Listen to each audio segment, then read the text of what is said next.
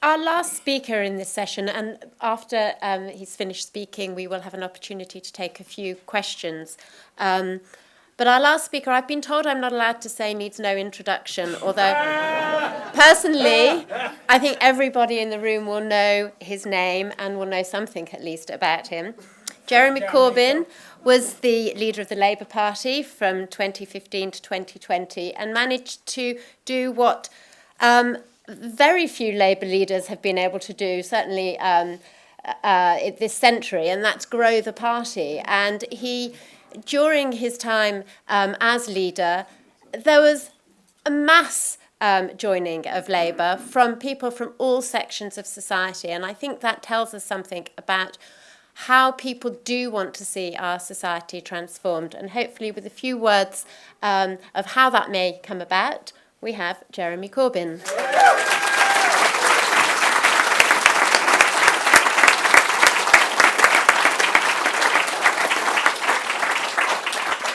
Thank you so much. I've got two declarations to make. I make jam, and I'm also a tenant of an allotment. So, you know, you've got to get all these things out there in case I'm accused of jumping the allotment queue or something. Thanks for inviting me today, and fantastic to hear the earlier contributions.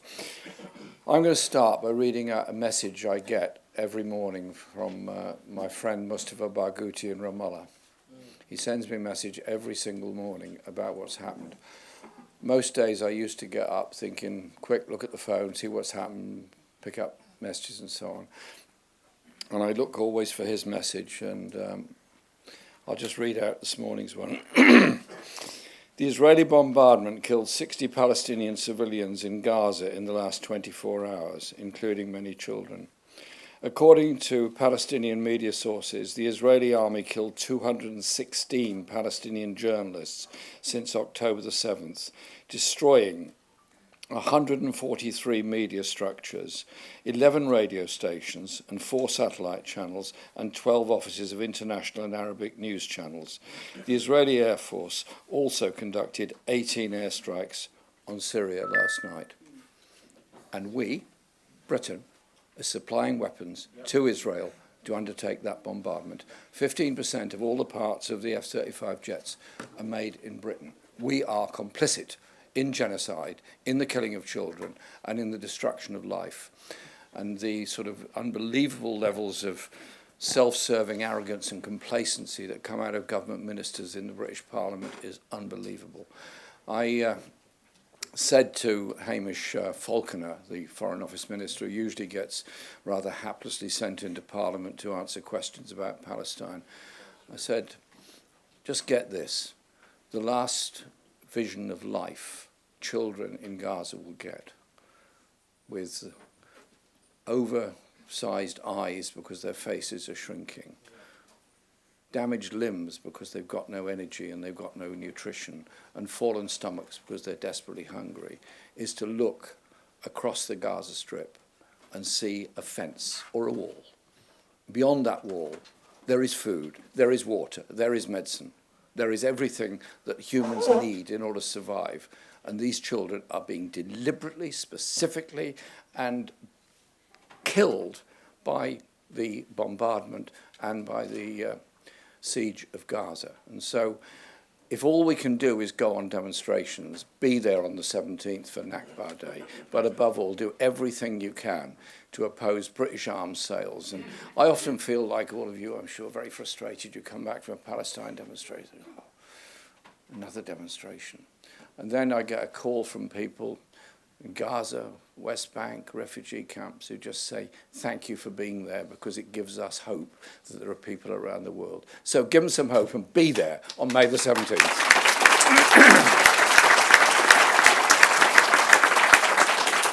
And as Mustafa quite rightly points out in his message, the war is not just Gaza and the West Bank. It is also now continued bombing of Syria, including, for bizarre reasons, the bombing of the presidential palace in Syria in order to the Israelis described it this themselves, to give a warning message to the Israeli people, the Syrian people. So they bombed the presidential palace. It's kind of odd, that sort of behaviour. And then 2 days ago, Britain was involved in a joint exercise with the United States in bombing in Yemen, bombing an alleged Houthi factory. And again, this came up in Parliament, and I asked the simple question, what's the point of this? What's the purpose of this? Are we involving ourselves in a Yemeni civil war? Is this going to be mission creep as per Iraq, as per the Gulf War, as per Afghanistan, when British forces get deeper and deeper involved in a civil war in Yemen, and that will end up with conflict with Iran and conflict with everybody else. We are heading in a direction of this country getting deeply involved, not just in that conflict there, but also in the conflict of Ukraine. It's the direction of travel of the British government on its foreign policy that is so absolutely wrong in every direction whatsoever. And that direction that's been taken of a sort of national endeavour of showing that we are a global force and sending an aircraft carrier around the world, I'm not quite sure what this aircraft carrier is supposed to do. It's apparently supposed to be in the Middle East, ensuring everything's okay in the Middle East. A Tory MP got up and said it's time it headed off to China to tell the Chinese that we're in charge. And then another Tory MP, not to be outdone, said it needs to be in northern Russia, threatening them as well. This one aircraft carrier's got a lot of places to go. I don't know how fast it travels, but it's got to be in a lot of places all at the same time. And this then, of course, leads to a whole mentality of thinking about the levels of expenditure on defence in Britain and arms expenditure. It's already going up to 2.5% of gross national income, which will be a big increase, an increase of about 25% in defence expenditure. The demand that's now been made and now been accepted by the government is that it goes up to 3% of that figure, which means, roughly speaking, 13 billion a year more at today's prices from 2027 onwards. Not to be outdone by this, various well-informed and well-placed Conservative and Labour backbenchers are making big demands that it goes up considerably more than that to at least 3.5, and some of them are even talking about 5% of GDP. Those are absolutely massive sums of money. And as Lindsay and I and others who contributed to our book, The Monstrous Anger of the Guns, have been doing events all over the country, which have been absolutely fascinating in the informative nature of them and the discussion about the way in which the arms industry lobbies for and achieves massive contracts. So the idea that somehow or other spending on armaments is an investment is a very strange thing. And when I intervened on Rachel Reeves and said I was concerned that the government appeared to be more interested in spending money on weapons of war than it was in supporting people with disabilities and children living in desperate poverty in Britain, she then sort of got very excited and very angry and stared at me and sort of shouted out, "You're the kind of person that's never taken security seriously. You don't care about our security. You're only talking about public spending." Yeah, I am, absolutely, because I want that public spending to end poverty. I want that public spending to give people decent housing. I want that public spending to end poverty amongst pensioners within our society, and a foreign policy that actually is serious about how we achieve peace in the world. That includes a ceasefire in Ukraine, it includes a ceasefire in Gaza, it includes following international law and demanding the Israeli withdrawal from Gaza and the West Bank. Chris is approaching. That means I'm going to have to stop, I think. You carry on. I've known this guy for so long. It's sort of you get to kind of read his body language. So it's all right, Chris. You just stay where you are. It's fine. And so that then leads us in a whole direction of where the government's going. And then, in order to sort of back this up, following all kinds of dangerous and horrible populist demands. The last Tory government decided that refugees coming from France, mainly but not exclusively people from Afghanistan, were somehow or other a threat to our society, so they should be deported to Rwanda. And they spent, I think, £250 million getting it all prepared in Rwanda. Only one person has actually gone, so presumably they've got a very luxurious place to live for 250 million quid.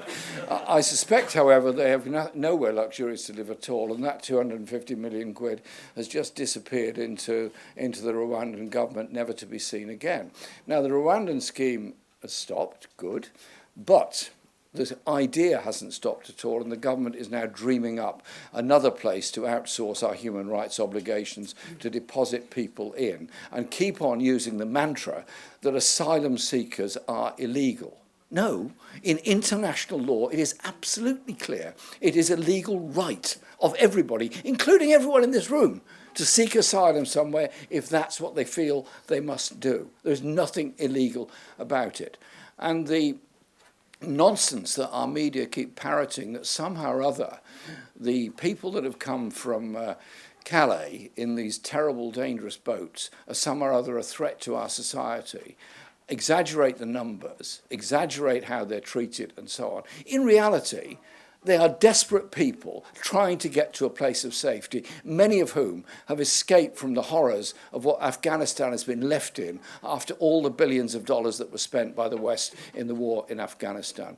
And so I think it's quite important to actually say we support the right of asylum, we support refugees, we welcome people fleeing from conflict within our society, and we recognise that our society actually depends on the migrants that have come here since the Second World War for our health service, our education service, and so much else. And I had a very interesting morning on Thursday when I spent the whole morning with a group of young people at one of our local colleges, all of whom have fairly recently arrived in this country, most of whom are asylum seekers, not all, but most were asylum seekers. And they were ESOL students, so obviously, you know, the language barrier was still there to some extent, but their English was coming on very well. They were positive, they were full of hope, they were full of ideas. They're going to be tomorrow our doctors, our engineers, our teachers, our cab drivers. They're going to be part and parcel of our society. And what they hated was the way that they're demonised in the media as some or other being a problem. They are a massive plus to our society. And when they described to me, some of them, what they'd been through, the horrific things they'd seen and suffered, no young person should ever have to experience any of that. So when we sell arms to different countries and don't ask what they're going to be used for, don't ask the questions about the torture and everything else that happens as a result of it, shame on us for allowing that kind of foreign policy to develop, and shame on us for allowing a new culture of hate to develop in our society against desperate people who are here to give support to people. But you know what? If you give out a clear message, you can win people over, you can get support. I'm very grateful to all those that came over to Islington North last July to help us in our election campaign. And I was very proud of the last leaflet we put out said in bold terms, refugees are welcome here. And we won the election. And so I just finish with this because I can see movements on the table down there. I just finished on this point. The election results on Thursday are historically fascinating to look at. The idea that a reform party is actually going to reform anything is an illusion beyond illusions. Where I sit in Parliament is not a great place. It's on a bench. All MPs sit on benches, that's the job. In front of me sit the reform group of MPs. Okay. I didn't choose to sit there, they didn't choose to. Fine. There's a number of things about them. One is they don't like each other. One little bit. So I overhear their conversations. They're not happy bunnies, they're not friends. But you wouldn't hear about that in the media. They don't like workers. They don't like poor people. They don't like environmental protection. In fact, I can't think of anything they actually like. It's all sort of super negative horror show the whole time. And the idea that they're the ones who are going to ensure the end of the two-child benefit or restore the winter fuel allowance, well, if they are, maybe when the opportunity comes, you'd expect them to vote for that in Parliament. It kind of, the two things sort of go together. No, what they rely on is this sort of illusion that somehow or other all local government expenditure goes on what they think to be woke issues. I'm not actually sure what woke issues are or what woke is. I think I'm probably woke, but I don't. But if I knew what woke was, I would be able to give you a proper answer to that question. And so they sort of run this whole story about sort of woke culture and local authorities and all Trumpian style of language, and all the time blaming refugees for everything. So you listen to Farage's speeches. Part of them you could agree with. He sort of says, well, people shouldn't live in this poverty, people are very poor. And then halfway through the speech, he switches like this and said it's all the fault of refugees. Yeah. It's nothing whatsoever to do with refugees. The housing crisis, the health crisis, the education crisis is all created by the lack of investment in those vital services and the inequalities of wealth and power in our society. And so I want to say we need to remember what happened on Thursday. Labour lost a large number of places, indeed had the worst results of any party in the election on Thursday, even worse than the Tories in many ways, because it was basically the Tories were in defensive mode. Labour wasn't defending very many places, but the places they were defended, they lost them all. And why?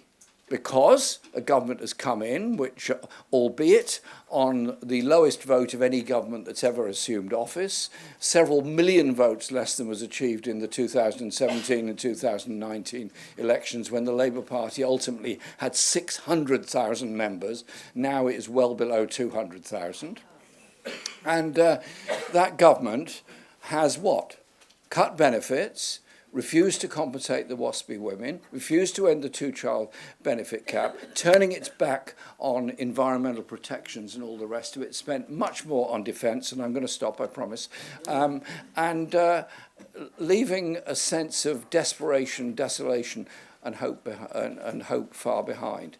But those independents, left independents that stood for election, on broadly similar platforms of support for refugees, of decent housing policies and housing standards, of redistribution of power and wealth in our society, opposition to benefit cuts, particularly the personal independence payment cuts that are being made, as well as the overseas aid cuts, did very, very well. I was in touch with Michael Lavalette yesterday. Well done him and his colleagues in Preston. Well done those that run in Nottingham and in other places around the country. There is a whole lot of people that were elected as socialists, as independents, and the important thing is to bring all of them together. And so through Peace and Justice Project, we're in touch intensively with all of them. I want all these groups to come together around the country. It is about having a collective platform. It is about having a fundamental message which is about peace, is about justice, is about redistribution of wealth, but above all, is about giving people hope, not despair. It's very easy to whip up racism. It's very easy to say to people, there is no alternative. Well, there is an alternative. But you can't get that alternative unless you challenge the power structures and the levels of inequality within our society. Now, believe me, I know how hard it is to change a culture of politics in this country and how difficult it can be to get that message across. But it can be done if you give people hope, give people excitement, give people inclusion, and don't spend your whole life condemning minorities for being minorities, condemning the poor for being poor. Instead, raise people's sights, raise people's hopes, and above all, unite. Unite around that. We've got the big demonstrations coming up on Palestine. We've got the anti-austerity demonstrations coming up. There is no place just looking inwardly inside small rooms. It's out there, mobilising and campaigning to defeat the far right. They've got to be defeated here, in the Netherlands, in France, in Germany, in Spain, in Italy, all over Europe, where the same narrative is going on. Let's go for it and do it. Thank you very much.